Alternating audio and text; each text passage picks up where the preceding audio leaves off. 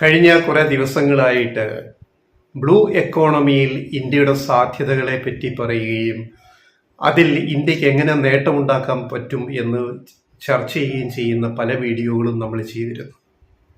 അതിൻ്റെ സ്വഭാവം നോക്കിയാൽ നമ്മുടെ പ്രേക്ഷകർക്ക് മനസ്സിലാവും. ബ്ലൂ എക്കോണമിയാണ് ഭാവിയുടെ എക്കോണമി. അതായത് കടൽ ഗതാഗതം ബിസിനസ്, അതിൽ നിന്നും നേട്ടം കൊയ്യാൻ പറ്റുന്ന അവസരങ്ങൾ എങ്ങനെ ഉപയോഗിക്കാൻ പറ്റും എന്നുള്ളത് വളരെ പ്രധാനമാണ്. ചൈന 2-3 ദശാബ്ദങ്ങളായിട്ട് ആ രംഗത്ത് ലോകത്തിലെ നമ്പർ 1 ശക്തിയായിട്ട് മാറിക്കഴിഞ്ഞു. അതിൻ്റെ ഏറ്റവും ഒടുവിലത്തെ ഒരു ഉദാഹരണമാണ് ഞങ്ങൾ ഇന്ന് പറയാൻ പോകുന്നത്.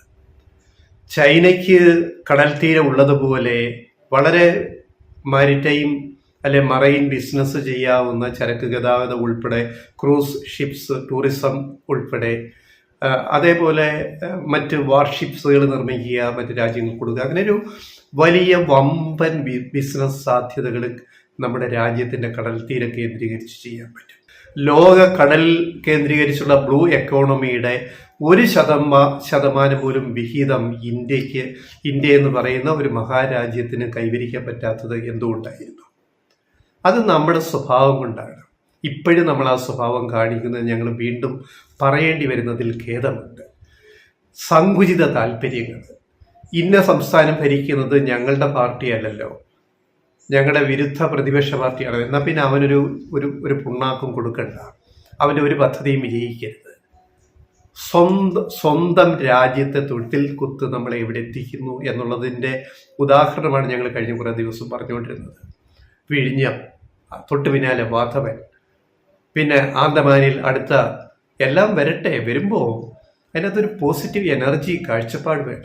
25,000, 50,000 കോടി അല്ലെ 76,000 ഒക്കെ കോടി തുക മുടക്കിയിട്ട്, അത്രയും വൻ തുക മുടക്കിയിട്ട് ലോകത്ത് തുറമുഖങ്ങൾ പണിയുമ്പോൾ 817 കോടി രൂപയുടെ കാര്യം പറഞ്ഞുകൊണ്ട് കേന്ദ്രം കാണിച്ച വിവേചനം ഒരിക്കലും ഇത് പറഞ്ഞാൽ തീരത്തില്ല. അത് നമ്മുടെ പ്രേക്ഷകർക്ക് മനസ്സിലാവുമെന്ന് ഞങ്ങൾ വിചാരിക്കുന്നു. ചൈനയിൽ വമ്പൻ തുറമുഖങ്ങൾ തന്നെ ഡസൻ കണക്കിനുണ്ട്. പിന്നെ ചെറു തുറമുഖങ്ങൾ തന്നെ 200-ലധികം ഉണ്ട്. ഇന്ത്യയിലെ അവസ്ഥ എന്താണ്? നമ്മുടെ രാജ്യത്ത് കേരളത്തിലെ തീരത്തെ അവസ്ഥ എന്താണ്? പിന്നെ ചർച്ച ചെയ്യല്ലാതെ എന്തെങ്കിലും പരിഹാരം, ഈ വിവേചനം, സങ്കുചിത മനോഭാവം മാറ്റിവെച്ചിട്ട് എന്ന് ഇന്ത്യക്ക് ഒന്നായിട്ട് മുന്നേറാൻ പറ്റുമെന്നുള്ളത് ചൈന ഒരു പാഠം കൂടി നമ്മളെ പഠിപ്പിക്കുന്നു. നമ്മൾ ചൈനയെ കണ്ട് പഠിക്കുമോ? ഈ ഒരു കാര്യത്തിലെങ്കിലും കടൽ കേന്ദ്രീകരിച്ചിട്ടുള്ള സാമ്പത്തിക സംവിധാനത്തിൻ്റെ, സമ്പദ് വ്യവസ്ഥയിൽ, അതായത് ബ്ലൂ എക്കോണമി, കടലിൻ്റെ നിറം നീലയാണ്, അതുകൊണ്ടാണ് ബ്ലൂ എക്കോണമിയാണ് ഭാവിയുടെ ഒരു വലിയ സ്രോതസ് എന്നുള്ളത് തിരിച്ചറിഞ്ഞിട്ട് കേരളവും ഇന്ത്യയും ഇനി എന്താണ് ചെയ്യാൻ പോകുന്നത്? ചൈന ഇപ്പം എന്താ നേടിയത്? ചൈന കഴിഞ്ഞ ദിവസം വന്ന വാർത്ത ഇതേപോലെ നമ്മളെ പ്രചോദിപ്പിക്കണം. വിരോധമല്ല ചൈനയോട് തോന്നേണ്ടത്, പ്രചോദിപ്പിക്കണം. ചൈന എന്ത് ചെയ്യുന്നു ഈ രംഗത്തുള്ളത്. അതായത് പോർട്ട് ഓഫ് ഷാങ്ഹായ്, നേരത്തെ ഏറ്റവും തിരക്കുള്ള ചരക്ക് ഗതാഗത തുറമുഖം എന്ന് പറയുന്നത്, കണ്ടെയ്നർ ഷിപ്പുകൾ വരുന്ന തുറമുഖം എന്ന് പറയുന്നത് സിംഗപ്പൂരായിരുന്നു 2011 വരെ. അതിനു മുമ്പ് ലോകത്ത് ഏറ്റവും തിരക്കുള്ള തുറമുഖം ഏതായിരുന്നു എന്ന് ഞങ്ങൾ മുന്നൊരു വീഡിയോയിൽ പറഞ്ഞിട്ടുണ്ട്. ഏതാണ്? നെതർലൻഡ്സിലെ റോട്ടർഡാം ആയിരുന്നു 2011 വരെ ലോകത്ത് ഏറ്റവും കൂടുതൽ കപ്പലുകൾ വന്ന് കണ്ടെയ്നർ ഇറക്കി കയറ്റി പോകുന്ന തുറമുഖം അതായിരുന്നു. അതിനെ സിംഗപ്പൂർ എന്ന് പറഞ്ഞ കൊച്ചു രാജ്യം മറികടന്ന്, കേരളത്തിന്റെ എത്രയോ ചെറിയ ശതമാനം പോലും വലിപ്പമില്ലാത്ത സിംഗപ്പൂർ മറികടന്ന്, സിംഗപ്പൂർ ലോകത്തെ 1ാമത്തെ ഏറ്റവും തിരക്കുള്ള busiest sea port in the world എന്ന് ഇംഗ്ലീഷിൽ പറയും. 2011 സിംഗപ്പൂർ മറികടന്ന് ചൈന അത് കൈക്കലാക്കി. പോർട്ട് ഓഫ് ഷാങ്ഹായ് മുൻ വീഡിയോ ഞങ്ങൾ പറഞ്ഞിട്ടുണ്ട്. ഇന്ന് വരെ ഇത്രയും വർഷങ്ങൾ, 2011 മുതൽ ജൈത്രയാത്രയാണ് ചൈനയിലെ ഷാങ്ഹായ്, പോർട്ട് ഓഫ് ഷാങ്ഹായ്. അവരൊരു പുതിയ തിലകക്കുറി രചിച്ചിരിക്കുന്നു.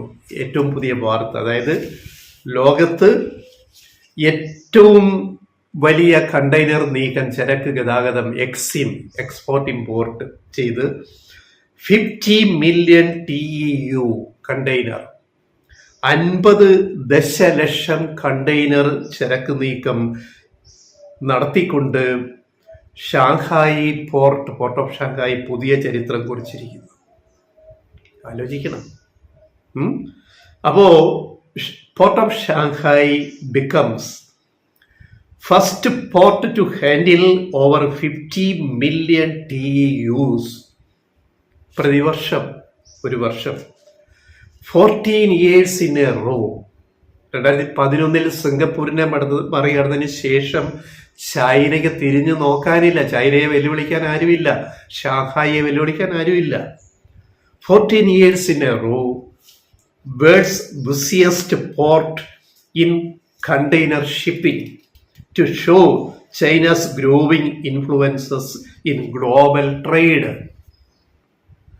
ലോക വ്യാപാരത്തില് ബ്ലൂ എക്കോണമിയിലൂടെ ചൈന നടത്തുന്ന കുതിച്ചുചാട്ടം, അമേരിക്കയെ മറികടക്കുന്ന കുതിച്ചുചാട്ടം വരും വർഷങ്ങളിൽ ലോകത്തെ ഇപ്പൊ തന്നെ 2ാമത്തെ സാമ്പത്തിക ശക്തി, കുറച്ചു നാൾ കഴിയുമ്പോൾ ലോകത്തിലെ 1ാമത്തെ സാമ്പത്തിക ശക്തിയായിട്ട് ചൈന മാറും.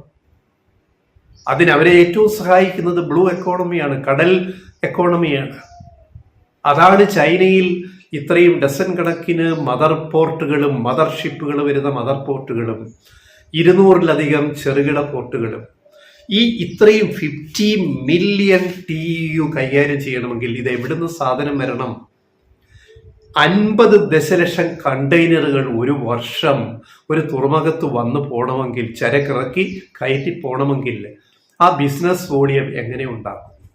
അതിൻ്റെ പഠനത്തിൽ പറയുന്നത് ഈ വരുന്ന ഒരു കണ്ടെയ്നറും കാലിയായിട്ട് പോകുന്നില്ല.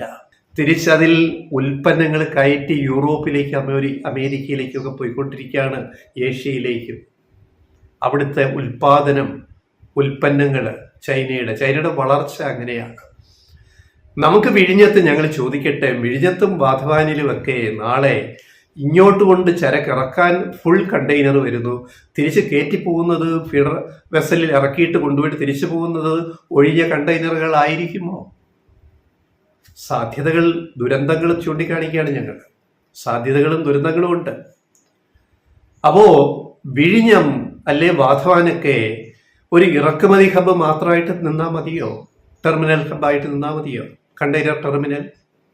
ഇങ്ങോട്ട് വന്ന് ഇറക്കുന്ന കണ്ടെയ്നർ, ഒഴിയുന്ന കണ്ടെയ്നർ ഇവിടെ അത് നിറയെ സാധനങ്ങൾ കയറ്റി അങ്ങോട്ട് എക്സ്പോർട്ട് പോകണം, എക്സിം. അതിവിടെ നടക്കുമോ? എവിടെ നടക്കാൻ? ചൈന കാണിച്ചു തരുന്നുണ്ട്. അങ്ങനെ പഠിക്കാൻ നമുക്കൊരു പാഠം നമ്മുടെ മുമ്പിലുണ്ട്. പഠിക്കാൻ നമ്മൾ തയ്യാറാണോ?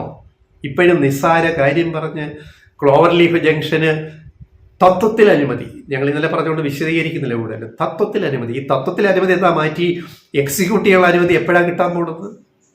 നമ്മൾ നന്നാക്കുക രാജ്യത്തെ, കേന്ദ്ര സർക്കാർ. നിങ്ങൾ എപ്പോഴും എന്താ കേന്ദ്രത്തെ കുറ്റം പറയുന്നത്, കേരളത്തെ കുറ്റം പറയുന്നില്ല കേരള സർക്കാരിനെ എന്ന് ചോദിക്കുന്ന നമ്മുടെ പ്രേക്ഷകരുണ്ട്. അവർക്കും ഞങ്ങൾ വീണ്ടും പറയുകയാണ്, ഞങ്ങൾ ആദ്യം കേന്ദ്രത്തെ കുറ്റപ്പെടുത്തും.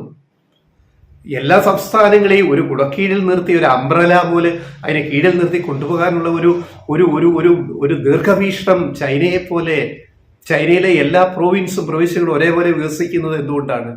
ഈ കണ്ടെയ്നറുകൾ തിരിച്ച് മുഴുവൻ ലോഡ് കയറ്റി ചരക്കുകൾ കൊണ്ടുപോകുന്നത് എങ്ങനെയാണ്? നമ്മൾ എന്നാണ് അവിടെ എത്തുക? ചൈന ചെയ്യുന്ന പോലെ. ഞങ്ങൾ ഇനിയും കുറ്റപ്പെടുത്തും. നിങ്ങൾ ഞങ്ങളെയും കുറ്റപ്പെടുത്തിക്കും. നമ്മുടെ പ്രേക്ഷകരെ കേൾക്കാൻ തയ്യാറാണ്. ഇതാണ് വിഷയം. അപ്പോൾ ചൈന ഓരോ ദിവസവും ഓരോ പുതിയ റെക്കോർഡുകൾ രചിക്കുന്നു. ആ രചിക്കുന്നത് കണ്ടെങ്കിലും എന്തെങ്കിലും ഒരു പാഠം. ഈ വിഴിഞ്ഞത്തെ ഞെക്കിക്കൊല്ലാതെ വിഴിഞ്ഞത്തിന് വേണ്ടി നിൽക്കുക കേന്ദ്ര സർക്കാരെ.